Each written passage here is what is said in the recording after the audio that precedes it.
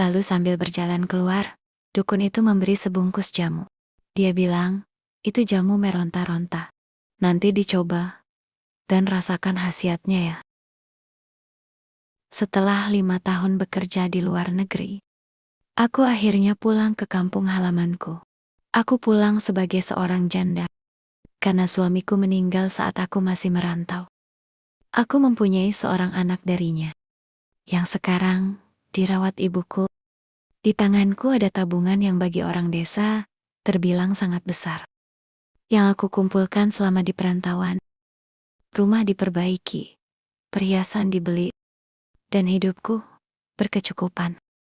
Tapi aku pulang dengan membawa kesedihan, karena aku ditinggal pergi selamanya oleh suamiku. Singkat cerita, di kampungku, ada lelaki beristri yang lumayan tampan. Umurnya sebaya denganku. Dulu juga teman sepermainanku. Sebutlah namanya Hendra. Hendra sendiri bekerja sebagai karyawan dealer sepeda motor di kota dekat desa kami. Menurut omongan para tetangga, rumah tangganya sendiri sebenarnya kering. Namun ia tak pernah berniat memperbaikinya. Saat mendengar aku pulang dengan perubahan besar lebih cantik, mulus, modis, dan jelas berduit, Hendra mendekatiku dan sering ke rumahku. Dia menawarkan pembelian sepeda motor padaku. Aku menerimanya dengan baik, karena kita dulu saling pernah kenal. Awalnya seminggu sekali dia ke rumah, namun lama-kelamaan, hampir tiap hari dia ke rumah di saat jam istirahat kantornya. Dalam hatiku juga tersimpan rasa suka yang kutahan, karena dia sudah berkeluarga. Tapi di saat dia tidak datang, entah mungkin ada urusan di kantornya, aku merasakan kerinduan padanya. Tatapannya yang begitu menggoda.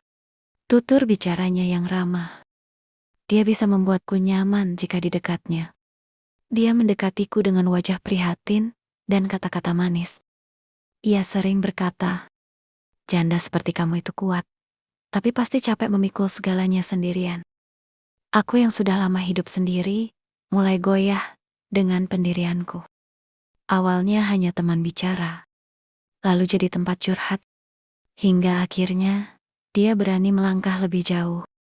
Menyelipkan dusta demi dusta tentang rumah tangganya, yang katanya sudah hancur dan tak bisa diperbaiki lagi. Aku sudah termakan rayuannya, tapi harus kuakui, jika ada di dekatnya, aku merasakan kehangatan seorang pria. Penampilan yang rapi, rambutnya klimis, wangi parfum yang maskulin, membuatku terbuai. Pada suatu hari, pada pagi menjelang siang, dia datang, di saat rumahku sedang sepi. Anakku masuk sekolah, ibuku sedang berbelanja ke pasar. Aku buatkan di minuman teh yang kutaruh di meja ruang tamu. Sambil minum teh, dia mulai bercerita tentang pengalamannya dan kehidupannya. Aku pun begitu, dia mendengarkan kisah hidupku dengan seksama. Seolah-olah dia bisa mendengar perasaanku yang kesepian. Selang beberapa waktu, dia mulai berani dekat duduk di sampingku. Memegang tanganku, lalu menggenggamnya. Hatiku terasa terbang entah kemana. Nadiku berdenyut kencang. Nafasku naik turun. Saat hidungnya mulai mendekati leherku. Secara spontan leherku memberi ruang pada hidungnya untuk menyentuh leherku. Secara perlahan, wajahnya ditempelkannya pada pipiku. Lalu kedua tangannya memegang kedua telingaku. Sekarang wajahku dan wajahnya saling berhadapan. Sejenak dia menatapku penuh perasaan. Akhirnya dia menyentuhkan bibirnya pada bibirku. Aku pun tak kuat menahannya. Aku yang sudah lama tak merasakan hal ini. Seperti orang yang kehausan di tengah teriknya gurun. Atau lebih tepatnya seperti serigala buas yang bertemu dengan domba. Di kursi sofa ruangan depan, dengan pintu tertutup, tapi tak terkunci. Hubungan terlarang itu pun dimulai. Kita berdua seperti sudah lupa daratan. Sampai-sampai gelas teh yang ada di meja tumpah karena kaki Hendra yang menerjang gelas teh itu. Tapi kami berdua tidak memperdulikannya karena keasyikan dengan aktivitas kami. Setelah beberapa waktu berlalu, aku berdiri untuk membuka pintu rumahku. Untuk mengelabui para tetangga, Seolah-olah kamu hanya bertamu biasa. Setelah Hendra keluar dari rumahku, aku membersihkan bekas teh yang tumpah. Sambil mengepel, terbersit di pikiranku. Seandainya aku kucing yang lagi gituan terus diganggu, pasti akan digigit atau dicakar jika diganggu pas lagi nikmat-nikmatnya.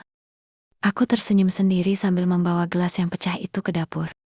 Setelah kejadian itu, hampir setiap minggu kita melakukannya. Tapi, bukan di sofa lagi. Kita melakukannya di hotel, atau penginapan di kota dekat desa kami, atau di luar kota. Yang tentunya, entah dia beralasan apa pada istrinya. Tapi di balik itu, aku merasa dimanfaatkan oleh Hendra. Di perjalanan cinta kami berdua, seringkali Hendra meminjam uang padaku. Dengan berbagai alasan, untuk motornya yang rusak, kadang untuk membiayai anaknya yang sakit. Puncaknya dia meminjam untuk modal usaha yang jumlahnya menurutku sangat besar. Dia berjanji akan menceraikan istrinya dan akan menikahiku. Dan dia juga berjanji akan memberiku keuntungan dari usaha tersebut. Tentunya aku percaya, karena aku sudah dibuai oleh rasa cintaku kepadanya. Aku yang merasa dicintai dan dibutuhkan, tak ragu mengeluarkan uang. Aku merasa ini bukan sekadar memberi, tapi berinvestasi pada masa depan bersama. Meski masa depan itu tak pernah jelas. Bulan berganti. Tabunganku mulai terkuras. Perhiasanku satu persatu dijual. Dan saat uang mulai sulit keluar, sikap Hendra berubah. Pesan tak lagi cepat dibalas. Janji bertemu sering dibatalkan. Wajah manisnya berganti dingin, dan aku mulai menagih uangku dan janjinya itu. Hingga suatu hari, nomor Hendra tidak aktif lagi.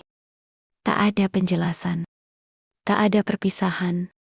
Ia kembali pada istrinya seolah tak pernah terjadi apa-apa. Aku hanya mendengar kabar dari orang lain. Aku tak berani ke rumahnya. Karena aku tak punya bukti apapun untuk melabrak ke rumahnya. Disitulah aku merasa benar-benar hancur. Hilanglah semua harapanku. Aku melihat anakku yang butuh biaya untuk sekolah. Hartaku sudah habis. Sedangkan ibuku sudah renta. Dan bapakku telah lama tiada. Untungnya pertolongan itu segera datang. Temanku yang seprofesi denganku, yang pernah sama-sama kerja di luar negeri, datang menemuiku. Dia niatnya hanya mau main saja ke rumahku. Di sanalah aku menceritakan semua perjalanan cintaku bersama Hendra. Temanku mendengarkan aku dengan wajah iba. Setelah aku panjang lebar bercerita, dia mulai membuka suara. Tenang saja, Dik. Aku punya solusi untukmu. Untuk sementara. Aku pinjami kamu uang untuk biaya hidup anakmu dan orang tuamu. Kebetulan aku ingin mengajakmu bekerja lagi di luar negeri. Nanti kamu ganti uangku saat kita sudah bekerja di sana. Aku mengangguk, mengiyakan ucapannya. Lalu aku memeluknya sambil berkata terima kasih banyak ya Mbak. Setelah itu, dia berkata lagi, 10 hari lagi kita berangkat. Tapi sebelum kita berangkat, kamu harus membalas dendam perbuatan Hendra.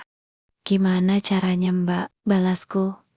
Menjawab, nanti malam kita berdua ke dukun lintrik yang ada di desa sebelah. Ucapnya dengan nada greget. Malam itu aku dan dia pergi ke dukun tersebut. Setelah duduk di teras depan lalu aku dan Mbak disuruh masuk ke dalam kamarnya. Yang dindingnya terbuat dari anyaman bambu. Aku duduk di kasur dukun itu. Di sana ada tempeh beras yang di dalamnya ada kartu lintrik. Beberapa foto dan kain putih yang diikat benang. Aku dan Mbak menceritakan maksud kedatanganku. Dengan sigap, dukun itu mengocok kartu lintriknya. Lalu membacakan dan menjelaskan kartu yang jatuh ke dalam tempeh beras itu. Setelah semuanya selesai, aku dan Mbak pamit pulang. Lalu sambil berjalan keluar, dukun itu memberi sebungkus jamu. Dia bilang, itu jamu meronta-ronta. Nanti dicoba dan rasakan khasiatnya. Aku dan Mbak mengangguk tersenyum. Keesokan harinya, aku memberanikan diri menuju ke rumah Hendra. Sesampainya di sana, aku ditemui Hendra dan istrinya. Dengan drama seolah tidak terjadi apa-apa. Aku meminta nomor Hendra yang telah berganti. Hanya sebentar saja aku di rumah Hendra, karena tujuanku hanya mendapatkan nomornya. Sampai di rumah, melalui pesan singkat, aku chat Hendra. Dalam chat itu, aku tidak menyinggung soal uang. Aku hanya bilang, kangen kamu. Hendra merespon dengan mesra, seperti biasanya. Kita berdua janjian di suatu tempat untuk bertemu melepas hasrat. Akhirnya aku bisa bertemu lagi di suatu hotel, tapi sebelumnya aku sudah meminum jamu meronta-ronta yang diberikan Mbah Dukun itu. Singkat cerita, setelah kita melakukannya, biasanya Hendra buru-buru mau pulang. Tapi untuk saat ini dia merengek, agar jangan cepat pulang. Dia meminta dan meminta lagi. Aku lihat Hendra seperti orang ketagihan. Dia berkata dengan nada manja, "Sayang, punyamu kok beda dengan yang kemarin. Sekarang lebih legit dan menggigit. Serasa ada yang pegang waktu punyaku di dalam." Aku hanya membalasnya dengan senyuman. Dan terbersit di pikiranku, jamu meronta-ronta telah bereaksi. Dan setelah beberapa saat aku bujuk, akhirnya dia mau pulang. Keesokan harinya, tibalah aku dan Mbak waktunya berangkat menuju bandara untuk melakukan perjalanan ke luar negeri. Sementara Hendra terus-terusan menghubungiku. Tapi tidak aku angkat, lalu aku memblokir nomornya. Aku memang berniat membuatnya penasaran. Di perjalanan, aku bercerita pada Mbak. Di perjalanan aku bercerita pada Mbak. Aku dan Mbak tertawa senang karena jamu meronta-ronta telah berhasil. Setelah beberapa minggu aku bekerja di luar negeri, aku menelepon ibuku. Ibuku bercerita bahwa Hendra sekarang depresi. Hendra selalu menyebut-nyebut namamu. Menurut cerita tetangga Hendra, Hendra sekarang banyak berdiam diri di rumah. Mendengar hal itu, aku puas. Aku sudah membalaskan dendam. Sekarang aku mau fokus bekerja untuk anak dan orang tuaku.